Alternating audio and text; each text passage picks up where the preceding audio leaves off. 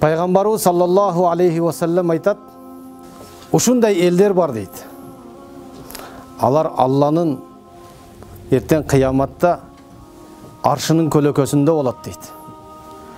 Арштын алдында алтындан, нурдан болгон тапчандын үстүндө отураттар дейт.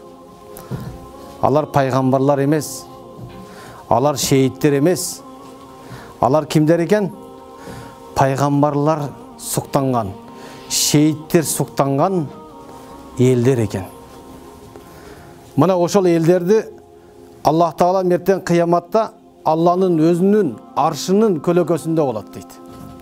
Бүткүл пайгамбарлар суктанат экен, сүйүнөт экен бизди көрүп.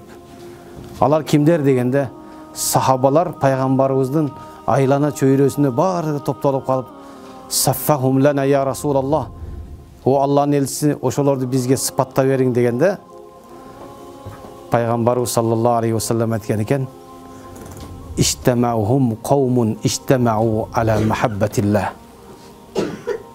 Алар кайсы элдер деген экен? Алланын сүйүүсүнө чуркаган элдер деген экен. Бүгүн бул жерде эң алгачкы Алланын зикири болот.